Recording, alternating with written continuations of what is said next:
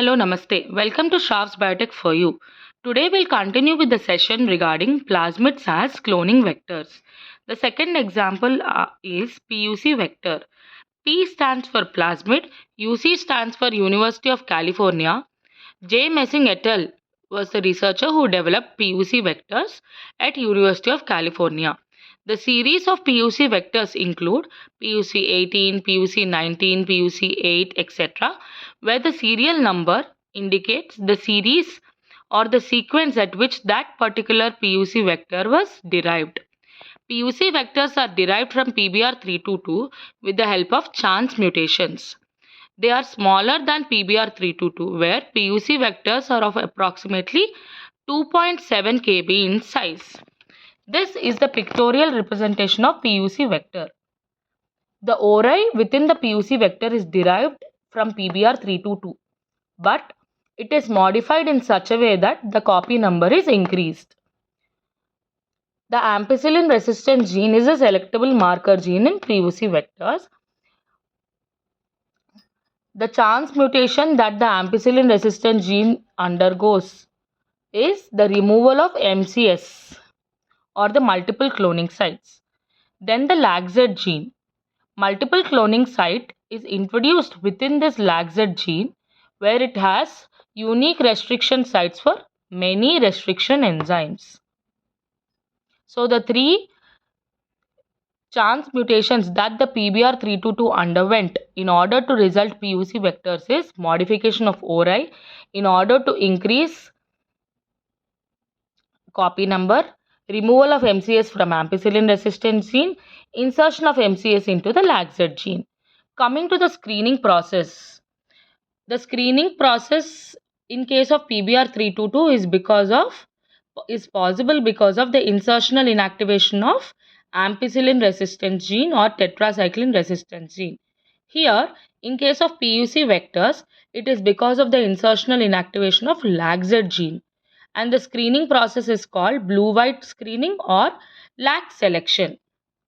LAGZ gene, when it is intact in a vector, it codes for an enzyme called beta-galactosidase. This intact MCS or the vector consisting of an intact MCS, when it is introduced into a media with exgal, IPTG and ampicillin, exgal is nothing but a chromogenic substrate which stands for 5-bromo 4-chloro 3-indolyl beta-D-galactopyranoside, and IPTG stands for isopropyl thiogalactoside. This IPTG is nothing but the enzyme inducer.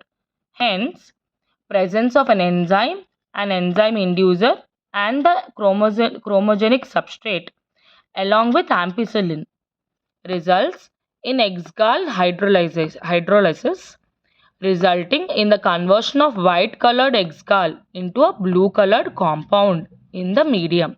Hence, the occurrence of blue plaque. This happens in case of non-recombinants because the MCS is uninterrupted, resulting in the expression of beta-galactosidase.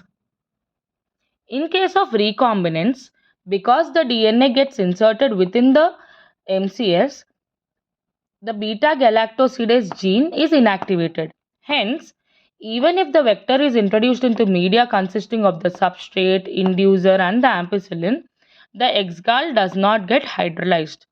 So, it remains white in color.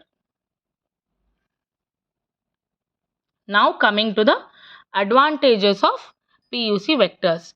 High copy number. The copy number would be around 500 to 600 copies per cell. Easy single step selection and restriction sites. These are clustered into MCS. So, easy cloning of DNA with two different sticky ends is possible. Coming to the disadvantages. It is impossible or it cannot accommodate a gene of interest larger than 15 kb in size.